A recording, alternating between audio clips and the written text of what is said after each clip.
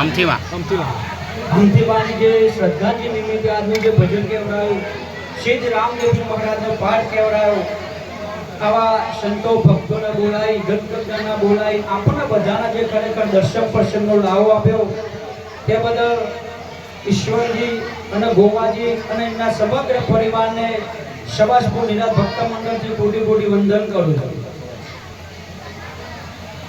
આજે તમે જો પ્રસાદ આવી છે, નાસ્તો આવ્યો છે, બધું મોઢેથી ખાવાનું કામ કરવાનું, કોણેથી વાપરવાનું કામ. થોડું ડિસિપ્લિન રાખો. ભજન એ શાંતિનો વિષય છે, ભરાપુરીનો વિષય નથી. બરોબર? તો આજનું ભજન એ મરણ પ્રસંગનું ભજન છે, શ્રદ્ધાંજલિ નિમિત્તનું ભજન છે. આપણે બધાએ સાખીમાં કહીએ છીએ, મરનાર તો મરી ગયા, સદગુણ એના સાંભળે, લાખો લૂંટાવ સાહેબી તોય મરનાર પાછા લાખો નહીં. અત્યારે સાખી લાખોનો ભાવ આવે, પણ અત્યારે તો કરોડોનો ભાવ અને અજબોનો ભાવ. એમ કરોડો અજબો લૂંટાઈ દો તમે તો મરનાર પાછા આવો. એમ અમારા ગોવાજીને ઈશ્વરજી એમના જે માતૃશ્રી જે અમથીબાન જે જ્યારે હયાતીમાં હતા, જીવિત હતા, ત્યારે જે એમનો ખરેખર સેવાનો જે લાભ લઈ લીધો એ લઈ લીધો. એમના હયાતીને એમના આશીર્વાદ લઈ લીધા એ લઈ લીધા. સાહેબ દેશ છૂટ્યા પછી હું કોણ પછી શું? આ તો એમના નિમિત્તનું ભજન છે. આપણે એવું કહેતા હોય કે ભજન રાખ્યા તો એમના આત્મા શાંતિ મળે. ના, આત્મા તો કાયમ શાંતિમાં જ છે. આત્માના શાંતિની જરૂર, જન્મ મરણની જરૂર એ શાંતિમાં છે. આ ભજન મરનાર માટે નહીં, આ જે જીવ છે એના માટે છે. એ જે આત્મા, એ જીવાત્મા જેને આ દેહ છોડ્યો એ નિમિત્ત છે આ ભજનનું. અમથીબા એ નિમિત્ત છે આ ભજનનું. પણ આ બધા જે જીવ છે, આ બધા જે સાંભળે છે એના માટેનું આ ભજન છે, આપણા માટેનું આ ભજન છે. એટલા માટે મહાપુરુષ કહે છે, કઠણ ચોટ છે કારની રે મરણ મોટેરું જાન.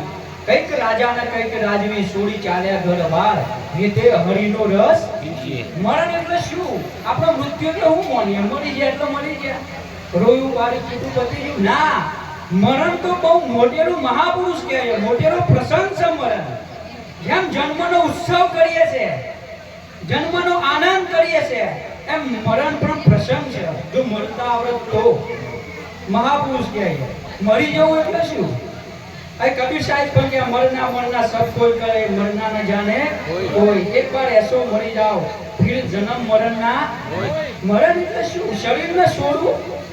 કપડો આપણે કેટલી વાર બદલીએ? બસ એક કપડું છે, બીજું કોઈ. તમે કપડો બદલનાર છો, તમારું મૃત્યુ કદી થાય નહીં. એ તો એક કપડું છે. મરનાર આવડતું હોવું જોઈએ. એકવાર એવું મરી જાઓ, જીવતા મરી જાઓ. આ મહાપુરુષ ભજન એટલે શું? ગાવું, બજાવું, નાચવું, કૂદવું, ખાવું, પીવું અને નાહી જવું એ ભજન નથી. કલાક બેહો, અડધો કલાક બેહો, પણ કોણ ખુલ્લા રાખીને બેહો. તમારા જીવનમાં પરિવર્તન આપવું જોઈએ, એનું નામ ભજન છે. ગાવું, બજાવું ભજન. વાણી ને પાણીનો કોઈ પાર નહીં સાહેબ. આખી રાત વાણી ગઈએ, આખી રાત વાણી ગઈએ તો એનો પાર ના આવે. આ તો આપણું શું છે ભજનમાં? આ તો મહાપુરુષોની અમૃત વાણી છે સાહેબ. આગળ જે મહાપુરુષો છે, જે સંતો થઈ ગયા, એમને બલિદાન આપ્યું છે, પોતાનું જીવનનું કુરબાન આવ્યું છે. તાણ એમની વાણી આપણે ગઈએ છે. સારા સાઉન્ડ હોય તો ધન્યવાદ છે બધાને કે આ બધાનો સાથ હોય તો ભજન પણ સારું, વાણી પણ સારી. તપસ્વી માસ્ટર, આ એન્જો માસ્ટર, બધાનું સેટિંગ હોય. કહેવાનો મતલબ ભજન એટલે ગાવું બજાવું નહીં. ગાવ બજાવ તો હોવાની આવે, ભજન તો કરવાનું આવે. ભજન ગાવાનું ના આવે, કરવાનું આવે. આજ ઈશ્વરજીએ ગોવાજીએ ભજન કરાયું છે. ઈશ્વરજીને ગોવાજીએ ભજન કરાયું છે. કરવાનું તો બાકી, કરવાનું બાકી. ભક્તિ કરવા આયા જગતમાં કોલ કર્યો હરી સાથે, ભૂલવણીમાં ભૂલી ગયો ને મોયો માયા સાથે. આ તન રંગ પતંગનો કાળ ઉડી જાશે. કેટલા રંગ બદલ્યા શરીરના. તમે જોવો ને આ પતંગનો રંગ છે, બીજું કોઈ નહીં. બાળપણ હતું સાહેબ, જતું રહ્યું, રમ્યા કેમ ખબર પડી. યુવાની આવી સાહેબ, યુવાની આવી એટલે મોહ માયા મારું તારું જતું સાહેબ. ગળપણ આવી ગયું, ચિંતાઓ વધી, છોકરાની બહુઓ, શું કરવું શું ના કરવું. ગળપણ જતું રહ્યું, વૃદ્ધ અવસ્થા કે માટીનું શરીર થયું સાહેબ. શું કર્યું તમે? ભક્તિ કરવા માટે જગતમાં આવ્યા, કોલ હરી સાથે કર્યો છે ખબર જ નહીં આપણને તો સાહેબ આપણે જો કોઈ કેનાર જ નહીં સાચો કેનાર મળતા નહીં અને કેનાર મળે તો આપણે વાપરવું નહીં મહાપુરુષો વગાડી વગાડી કહે છે સાહેબ જાગજી વલડા ભવસાગર ના કોઠે આવેલું નાવ દૂર આ ભજન ખાલી વાપરવા માટે નહીં જીવનમાં ઉતારવા માટે એ ભજન આપણને કર્યું છે ત્યારે મહાપુરુષે ગાયું અનુભવવાની આજ આપણે વાપરીએ છીએ આજ બેઠા આપણે વાપરીએ છીએ આપણા કોમનો શબ્દ પડે છે સાહેબ એ આપણા માટે આપણને કહે કે જાગ જીવડા ભવ સાગરના કોઠે આયેલું તારું નાવ ડૂબી રહ્યું છે ખબર જ નહીં ઊંઘમાં છીએ મોટી ઊંઘમાં છીએ મો નિંદ્રામાં છીએ આપણે હા એટલે ખબર નહીં સાહેબ જાગી જાઓ આ મહાપુરુષો ક્યાં ચોર્યા સાહેબ યોનિની અંદર મનુષ્યનું શરીર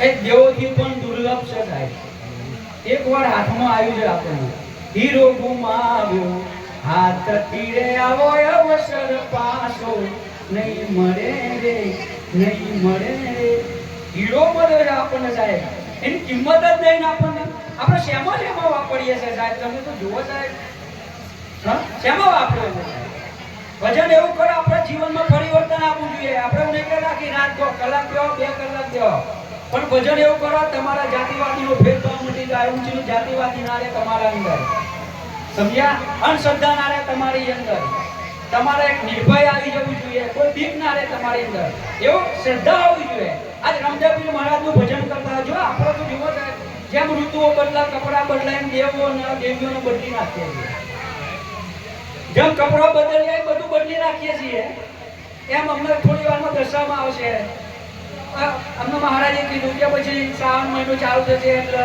મહાદેવજી આવશે કોઈ ગણપતિજી આવશે કોઈ રામદેવ પીર આવશે કોઈ નવરાત્રી આવશે એટલે કોઈ માતાજી આવશે તમને વિશ્વાસ કોના ઉપર છે તમને વિશ્વાસ કોના ઉપર છે સર ખરો તમને વિશ્વાસ અરે એક રાખો સાહેબ રામદેવ પીર એટલે રામદેવ પીર ભાઈ કોઈનું ના આવે ભલે મહાદેવજી હોવામાં તો થઈ ગયું તમને શ્રદ્ધા છે તમારો અલગ ધણી ઉપર આપણી માં જેટલી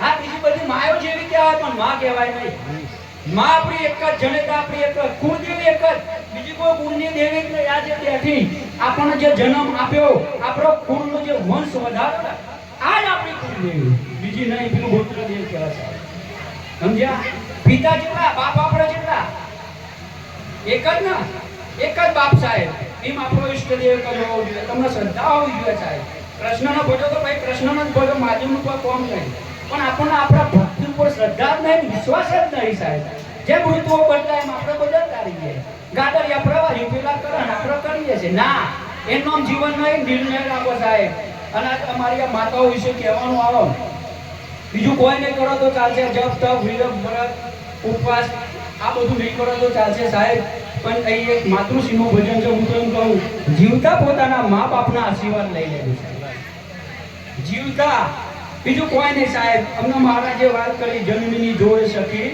નહીં કહેવાય સાહેબ એની જોડ જરત નહીં સાહેબ સાહેબ આપણે કોકના પુત્ર છે આજ આપણે કોકના મા બાપ તો છીએ તમે હું બધા બેઠા કોકના પુત્ર છો અને કોકના મા બાપે તમે છો જ નહીં સાહેબ એક બાપને ખબર હોય એને કેટલી તકલીફ પડી હોય પોતાના છોકરાના વિશે એક માનો પૂછો સાહેબ 9 મહિના સુધી પોતાના ગર્ભમાં સાહેબ જેને ખરેખર રક્ષણ કર્યું હોય 9 મહિના ગર્ભ ધારણ કર્યો હોય હજારો વેસીની દંખના વેઠી હોય સાહેબ એક સ્ત્રીને પૂછી જુઓ કેટલી તકલીફ પડી હોય પોતાના પુત્રનો જન્મ આપતી વખત અને આજ સાહેબને પગે લાગવાનું તો આપણે શરમ આવે સાહેબ તમે જો મંદિરોમાં ભીડમાં જોવો તમે તીર્થસ્થાનોમાં ભીડ જોવા સાહેબ લોકો ઊંધાના રવાડે ચડ્યું છે સાહેબ પથ્થરની મૂર્તિ હોય ફોટા હોય એ પગે લાગતા શરમ ના આવે સાહેબ પોતાના મા બાપને બોલો પગે લાગતા શરમ આવે જે લાગે છે એને ખોટી વાર બનવાનું એના જેવો કોઈ ભગત નહીં બીજું કોઈ ના આવડે ચાલશે ભજન ગાતા ના આવડે કોઈ ચાલશે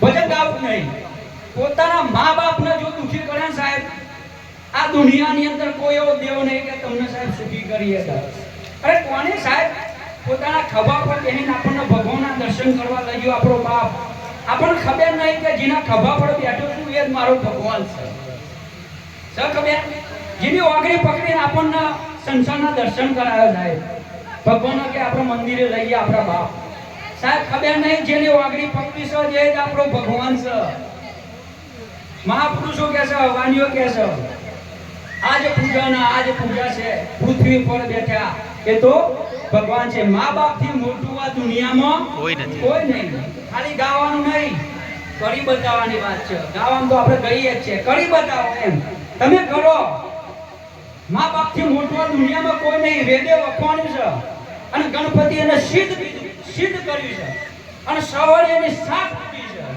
અને રામચંદ્ર ભગવાન પણ પોતાના પિતાના વચનને કારણે 14 વર્ષ વનવાસ ગયા સાહેબ ખાલી રામનું ખંડ ખખડાવાથી મેળ ના આવે થોડીક સમજવાની વાત છે ભજન હોય ભજન સમજવાની જીવનમાં ઉતારવાની વાત છે રામચંદ્ર ભગવાન પોતે કહે છે કે ખરેખર જે પુત્ર પોતાના માતા પિતાની સેવા નહીં કરે માતા પિતાના વચનનું પાલન નહીં કરે સાહેબ એ ભલે